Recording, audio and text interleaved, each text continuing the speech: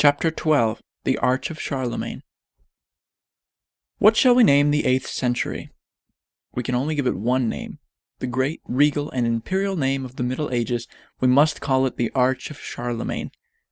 He is often called the founder of feudalism, whether he deserves the name or not, and was the ruler of France and a large part of Germany and Italy. His mode of converting some of the rude tribes of Germany to Christianity was anything but a Christian mode.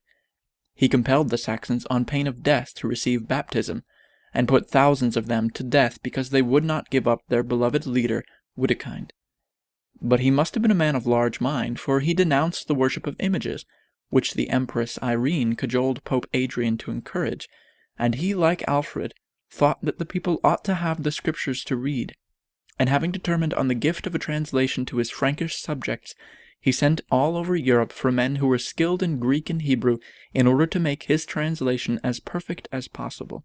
From our own land went Alcuin, the learned Anglo-Saxon, to render assistance in this work, and he remained in France as one of the most valued advisers of Karl the Great, or Charlemagne.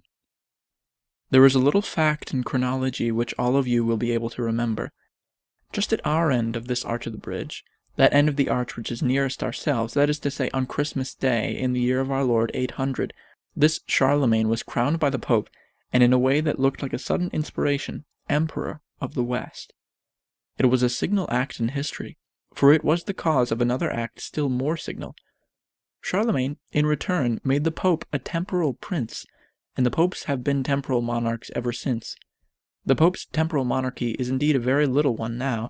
It is confined to that small part of the city of Rome which is divided from the larger part of the Tiber, and which contains the Cathedral of St. Peter, with the Vatican Palace, and the Castle St. Angelo, and which was proudly named after himself by one of the numerous popes called Leo, the Leonine city.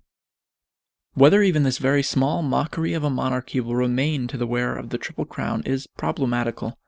My friends, they say we should not rashly interpret the divine judgments, but I think that mind must be dull indeed that does not perceive divine judgments to have fallen on too devoted and guilty heads in our day.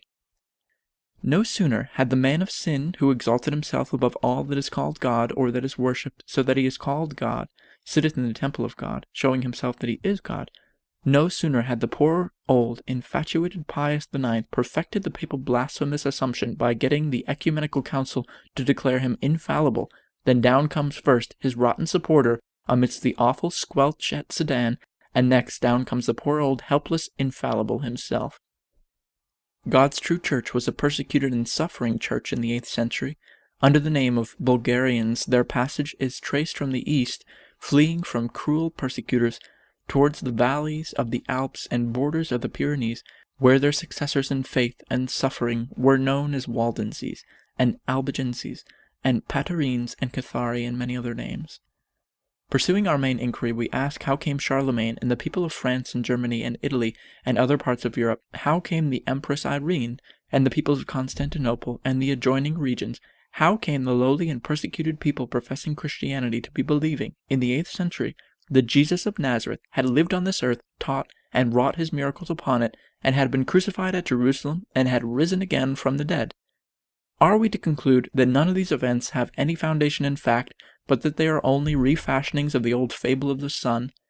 Let us march again over our bridge of history, and see if we find the Christian religion on the arch before the arch of Charlemagne.